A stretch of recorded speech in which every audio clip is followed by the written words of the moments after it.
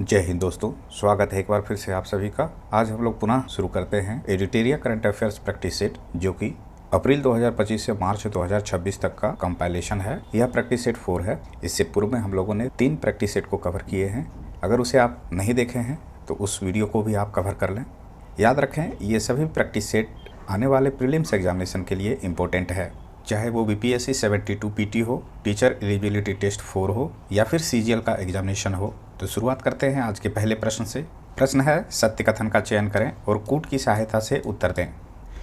तो इनमें से सही उत्तर होगा ऑप्शन डी, उपर्युक्त में से सभी कथन जो है वो सत्य है। देश का दूसरा ट्यूलिप गार्डन हिमाचल प्रदेश में प्रारंभ हुआ। भारत की पहली म्यूजिकल रोड का अनावरण मुंबई में हुआ है। तुलबुल नेविगेशन प्रोजेक्ट का संबंध जम्मू कश्मीर से है। तो इस प्रकार से फर्स्ट, सेकंड और थर्ड तीनों सही है। अगला प्रश्न है कि विश्व का सबसे बड़ा संपीड़ित वायु ऊर्जा भंडारण संयंत्र निम्न में से किस देश द्वारा चालू किया गया है? इसका उत्तर है चीन। अगला प्रश्न है कि नागालैंड के मुख्यमंत्री ने निम्न में से किस स्थान पर राज्य के पहले ड्रोन स्कूल और ड्रोन सेंटर ऑफ एक्सीलेंस का उद्घाटन किया है? उत्तर है डी, कोहिमा। अगला प्रश्न है कि निम्न में से किस सूक्ष्मजीव को केरल का राज्य सूक्ष्मजीव घोषित किया गया है? उत्तर होगा ऑप्शन ए, बैसिलस सबटिलिस।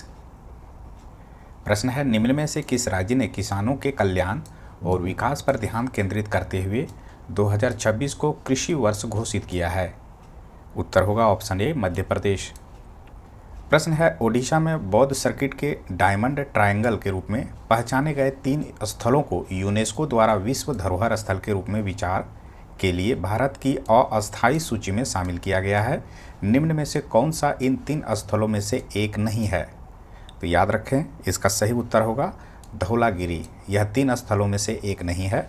बाकी बात B, C और D, यह 3 स्थल है जो कि बौद्ध सर्किट के रूप में पहचाने गए हैं। अगला प्रश्न है कि महिलाओं के स्वास्थ्य का समर्थन करने के लिए किस राज्य ने सरकारी अस्पतालों और शहरी स्वास्थ्य सुविधाओं में भारत का पहला विशेष मोनोपॉज क्लिनिक स्थापित किया है? 7 का उत्तर है ऑप्शन ए, महाराष्ट्र। अगला प्रश्न है कि हाल ही में भारत और यूरोपीय संघ ने मुक्त व्यापार समझौते यानी कि फ्री ट्रेड एग्रीमेंट FTA के लिए वार्ता संपन्न होने की घोषणा की है। भारत यूरोपियन यूनियन FTA अब भारत का ब्लैंक स्पेस है, मुक्त व्यापार समझौते का पार्टनर बन गया है। तो यह कौन सा है? उत्तर होगा ऑप्शन डी, 22वां। प्रश्न है कि खेलो इंडिया विंटर गेम्स 2026 के 6ठे संस्करण में किस राज्य ने पदक तालिका में शीर्ष स्थान प्राप्त किया है? उत्तर होगा ऑप्शन सी, हरियाणा। उत्तर प्रदेश के एटा जिले में स्थित पटना पक्षी अभयारण्य और गुजरात के कच्छ जिले में स्थित छारी डांड को रामसर स्थलों की सूची में शामिल किया गया है। इसके साथ ही भारत का रामसर स्थल नेटवर्क वर्तमान में ब्लैंक स्पेस है, स्थलों तक पहुंच गया है। उत्तर होगा ऑप्शन ए, 98। अब भारत में टोटल रामसर स्थल हो गए हैं 98। ये VVI क्वेश्चन है, इसे याद रखें। नेक्स्ट है कि 16वें वित्त आयोग ने विभाज्य पूल में राज्यों का हिस्सा कितना निर्धारित किया है?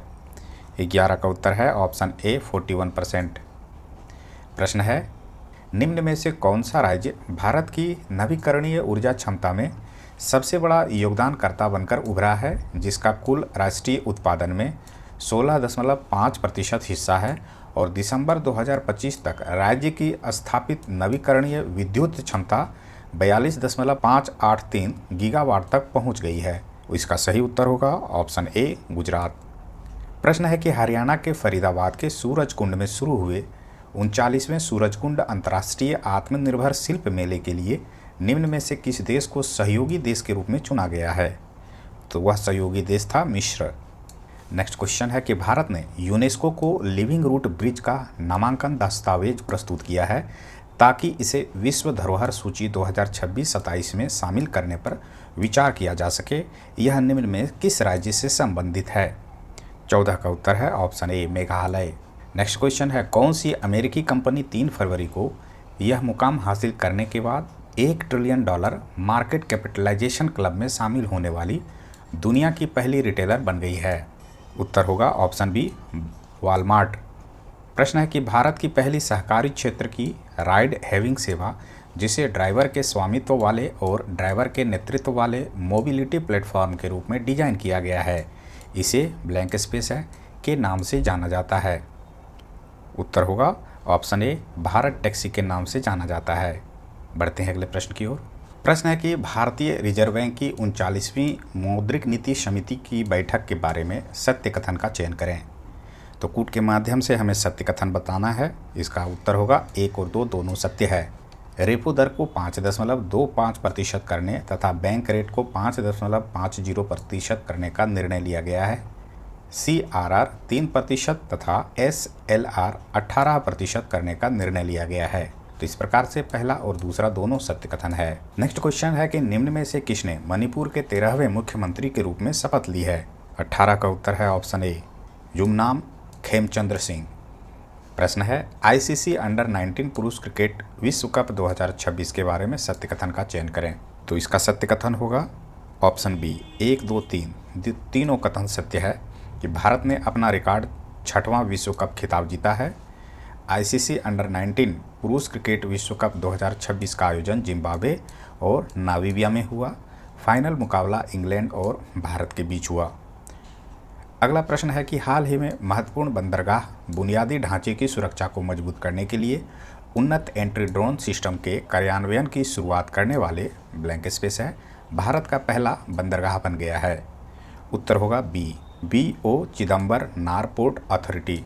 नेक्स्ट है कि केरल के बाद कौन सा राज्य जैव विविधता संरक्षण और साक्ष्य आधारित नीति निर्माण को समर्थन देने के उद्देश्य से एक व्यापक राज्य स्तरीय बर्ड एटलस प्रकाशित करने वाला दूसरा राज्य बन गया। 21 का उत्तर है ऑप्शन बी, गोवा, है ना। तो केरल के बाद ये है गोवा जो कि दूसरा राज्य बना है। किस रूप में? तो वर्ल्ड एटलस प्रकाशित करने वाला। नेक्स्ट है कि किस राज्य सरकार ने भारत का पहला विशेष बुजुर्ग बजट पेश किया है जिसमें स्वास्थ्य सेवाओं, सामाजिक सुरक्षा तथा समावेशी अवसंरचना जैसी पहलों पर ध्यान दिया गया है। इसका सही उत्तर है ऑप्शन बी, केरल। केरल क्या किया है? तो बुजुर्ग बजट पेश किया है। नेक्स्ट क्वेश्चन है कि राष्ट्रीय ई विधान एप्लीकेशन जिसे हाल ही में लोकसभा अध्यक्ष ओम बिरला द्वारा बिहार विधानसभा में लॉन्च किया गया एक क्लाउड आधारित प्लेटफॉर्म है जिसे निम्न में से किस संगठन ने कागज रहित विधायी प्रणाली को सक्षम बनाने के लिए विकसित किया गया है? तो इसका उत्तर है ऑप्शन डी, राष्ट्रीय सूचना विज्ञान केंद्र के द्वारा इसे विकसित किया गया है। ये भी VVI क्वेश्चन है। अगर बिहार का एग्जामिनेशन होता है तो यहाँ से प्रश्न बनने की संभावना है। प्रश्न है कि किस टीम ने संतोष ट्रॉफी 2025-26 भारत की प्रमुख सीनियर पुरुष राष्ट्रीय फुटबॉल चैंपियनशिप जीती है जिससे उसने इस टूर्नामेंट में कुल मिलाकर अपना 8वां खिताब जीता। 24 का उत्तर है ऑप्शन सी, सर्विसेज। ये टीम है, इन्होंने अपना 8वां खिताब जीता है। नेक्स्ट है निम्न में से किसने ऑस्ट्रेलियन ओपन 2026 में पुरुष एकल खिताब जीता है जबकि एलेना रायवाकिना ने महिला एकल खिताब अपने नाम किया है?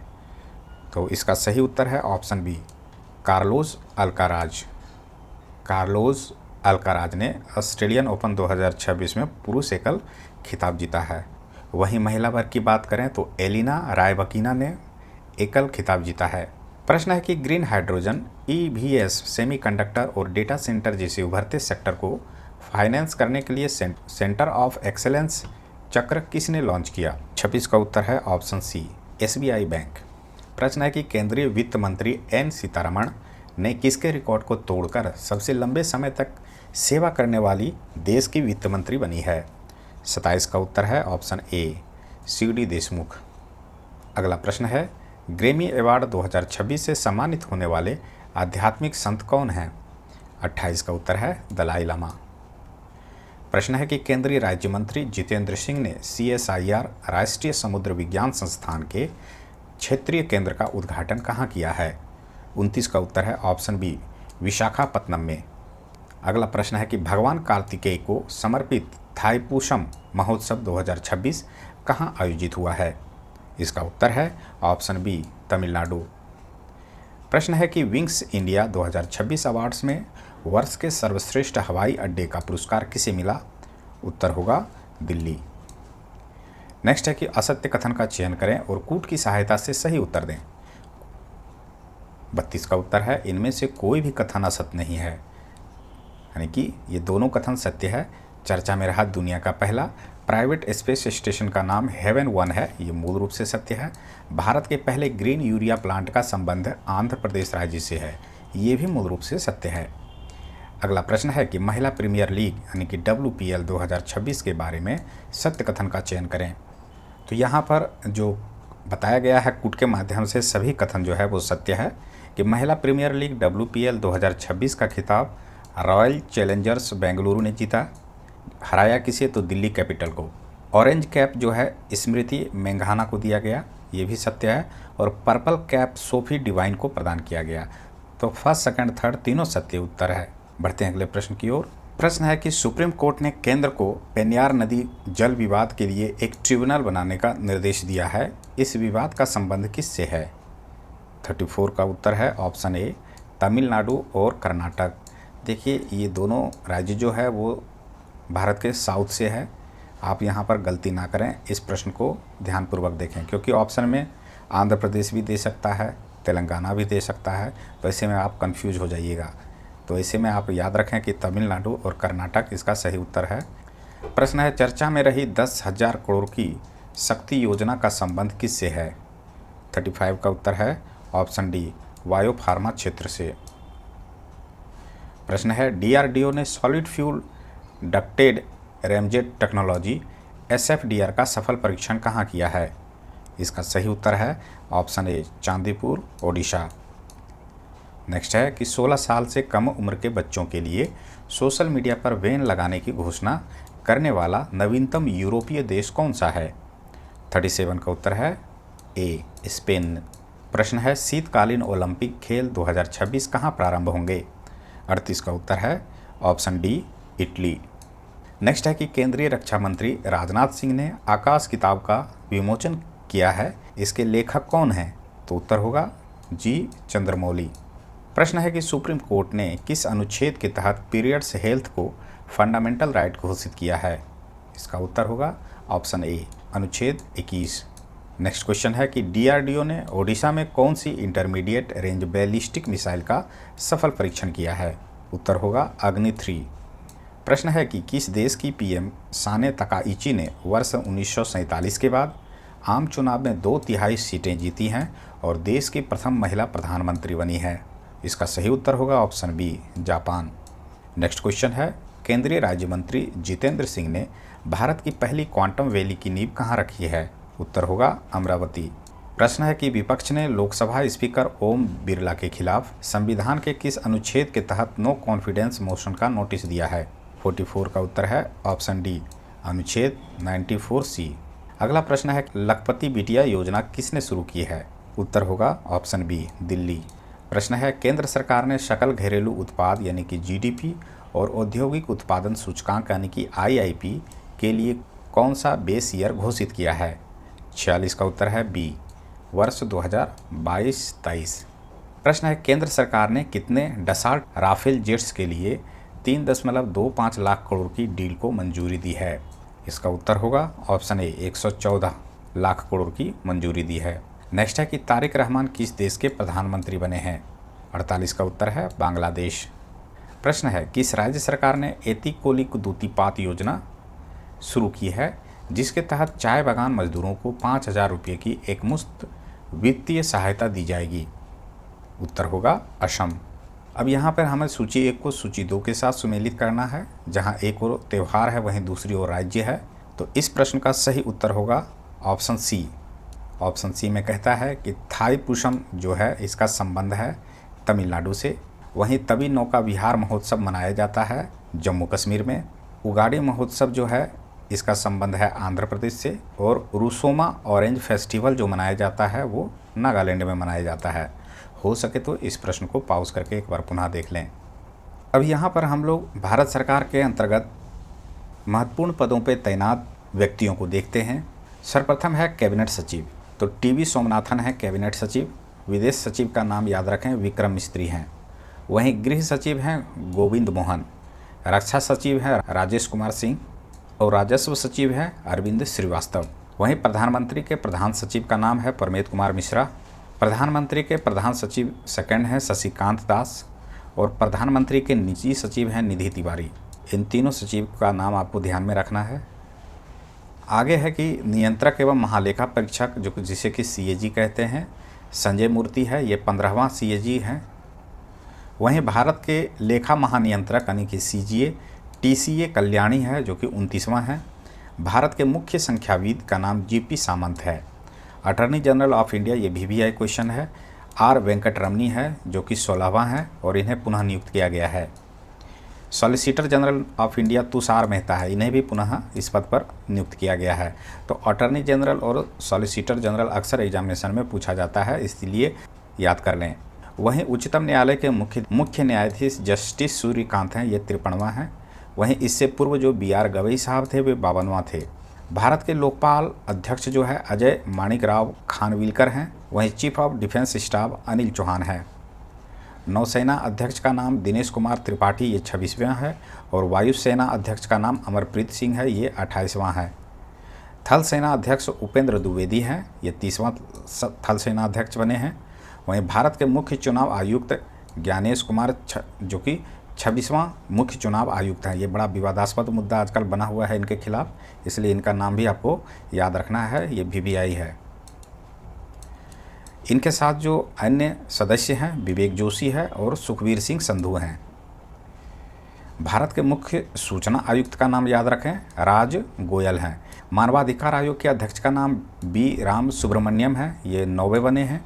वहीं राष्ट्रीय चिकित्सा आयोग के अध्यक्ष अभिजात चंद्रकांत सेठ हैं। CBC के अध्यक्ष प्रवीण कुमार श्रीवास्तव हैं। वहीं भारतीय प्रतिस्पर्धा आयोग यानी कि CCI के अध्यक्ष रवनीत कौर हैं। राष्ट्रीय महिला आयोग, ये भी VVI है, इसे भी आपको ध्यान में रखना है। विजया किशोर रहाटकर हैं, ये 9वीं महिला अध्यक्ष बनी हैं। वहीं UPSC के अध्यक्ष जो है अजय कुमार हैं। CBSE के अध्यक्ष राहुल सिंह हैं एवं NTA के महानिदेशक अभिषेक सिंह है। SSC के अध्यक्ष, अगर केंद्र के द्वारा SSC का एग्जामिनेशन होता है तो यह प्रश्न भी पूछ सकता है, तो S गोपाल कृष्णन इसका सही उत्तर होगा। सेबी के अध्यक्ष तुहिन कांता पांडे। वहीं 16वां वित्त आयोग के अध्यक्ष अरविंद पनगड़िया हैं, ये 16वां वित्त आयोग, इसे भी आपको ध्यान में रखना है। 16वां वित्त आयोग के अध्यक्ष अरविंद पनगड़िया। 23वां विधि आयोग के अध्यक्ष दिनेश माहेश्वरी है। इसरो के अध्यक्ष डॉक्टर V नारायण, यह 11वां अध्यक्ष है, इसे भी आपको ध्यान रखना है, ये भी VVI है। साथ ही इन्हें अंतरिक्ष विभाग का सचिव और अंतरिक्ष आयोग का अध्यक्ष भी बनाया गया है, तो एडिशनल प्रभार इन्हें मिला है। अगला है कि DRDO के अध्यक्ष कौन है, तो समीर B कामत, इन्हें भी पुनः नियुक्त किया गया है। ICMR के महानिदेशक राजीव बहल है। मुख्य वैज्ञानिक सलाहकार अजय कुमार सूद। मुख्य आर्थिक सलाहकार B अनंत नागेश्वर। राष्ट्रीय सुरक्षा सलाहकार अजीत डोभाल, इन्हें तीसरी बार पुनः नियुक्त किया गया है। NSG का महानिदेशक हैं B श्रीनिवासन। NIA के महानिदेशक हैं राकेश अग्रवाल और CBI के प्रमुख, इसे भी आपको ध्यान में रखना है, प्रवीण सूद हैं। IB के प्रमुख जो हैं तपन कुमार डेका, इन्हें भी पुनः नियुक्त किया गया है। ED के महानिदेशक, इसे भी आपको ध्यान में रखना है, राहुल नवीन हैं। CISF के महानिदेशक प्रवीर रंजन। CRPF के महानिदेशक ज्ञानेश प्रताप सिंह। BSF के महानिदेशक प्रवीण कुमार और ITBP के महानिदेशक शत्रुजीत सिंह कपूर। SSB के महानिदेशक संजय सिंघल। रॉ के प्रमुख जो हैं पराग जैन हैं, ये कैबिनेट सचिवालय के सुरक्षा सचिव भी हैं। अब यहाँ पर एक और महत्वपूर्ण प्रश्न आ रहा है कि भारतीय रिजर्व बैंक के गवर्नर का नाम, तो संजय मल्होत्रा है, ये 26वें रिजर्व बैंक के गवर्नर हैं। उप गवर्नर का नाम अक्सर एग्जामिनेशन में पूछा जाता है, तो स्वामीनाथन जानकीरमन, TR शंकर, M श्रीर चंद्र मुर्मू और पूनम गुप्ता, है ना। तो इस प्रकार से इन चारों नाम को आपको याद रखना है। पूनम गुप्ता है, M श्रीश चंद्र मुर्मू है, TR शंकर है, स्वामीनाथन जानकीरमन है। RBI के मुख्य वित्तीय सचिव का नाम क्या है, तो सुधा बालकृष्णन है। भारतीय स्टेट बैंक के अध्यक्ष है चल्ला श्रीनिवासुल्लू शेट्टी। रेलवे बोर्ड के CEO एवं अध्यक्ष है सतीश कुमार। यह प्रथम दलित अध्यक्ष बने हैं, बताइए, आज़ादी के बाद प्रथम दलित अध्यक्ष बने हैं रेलवे बोर्ड के CEO। भारतीय विशिष्ट पहचान प्राधिकरण UDI के CEO कौन है, तो भुवनेश्वर कुमार हैं। संसद टीवी के CEO अमित खरे हैं। नीति आयोग के CEO निधि छब्बर है, जिसे अतिरिक्त प्रभार दिया गया है। नीति आयोग के उपाध्यक्ष कौन है, ये भी VVI है। तो डॉक्टर सुमन बेरी है। वहीं भारत के राष्ट्रपति जो हैं वो 15वें राष्ट्रपति है द्रौपदी मुर्मू। ये दूसरी महिला राष्ट्रपति बनी है। इससे पूर्व में जो महिला राष्ट्रपति थी उन्हें आपको कमेंट बॉक्स में बताना है। भारत के उपराष्ट्रपति 15वें ये सीपी राधाकृष्णन हैं। 18वीं लोकसभा के अध्यक्ष ओम बिरला साहब, इनका भी नाम विवादों में बना रहता है, इन्हें भी आपको ध्यान में रखना है। वहीं 18वीं लोकसभा के विपक्ष के नेता राहुल गांधी जी हैं। राज्यसभा में सदन के नेता कौन हैं? तो जेपी नड्डा। राज्यसभा उपाध्यक्ष या फिर सभापति कहें तो सीपी राधाकृष्णन हैं। राज्यसभा के उपसभापति हरिवंश नारायण सिंह हैं। और राज्यसभा के महासचिव प्रमोद चंद्र मोदी जो कि 13वें महासचिव हैं। लोकसभा के महासचिव, यहाँ पर तो राज्यसभा के महासचिव देखे हैं प्रमोद चंद्र मोदी। जब लोकसभा के महासचिव की बात आएगी तो आपको याद रखना है उत्पल कुमार सिंह। लोकसभा समिति के अध्यक्ष कौन है? तो केसी वेणुगोपाल, ये विपक्ष के नेता हैं। वहीं प्राक्कलन समिति के अध्यक्ष संजय जायसवाल और सार्वजनिक उपक्रम समिति के अध्यक्ष बैजयंत पांडा। ये तीनों VVI क्वेश्चन है, इसे हमको रट के रखना है, भूलना नहीं है। किसी भी एग्ज़ाम में यह प्रश्न पूछ सकता है। तो इस प्रकार से हम लोगों ने यहाँ पर महत्वपूर्ण व्यक्तियों का नाम देखा जो कि केंद्र सरकार के अधीन महत्वपूर्ण पदों पर विराजमान हैं। इस वीडियो से आपको कुछ सीखने को मिला तो कृपया वीडियो को लाइक करें। चैनल को सब्सक्राइब नहीं किए तो सब्सक्राइब अवश्य करें। मिलते हैं नेक्स्ट क्लास में, तब तक के लिए धन्यवाद।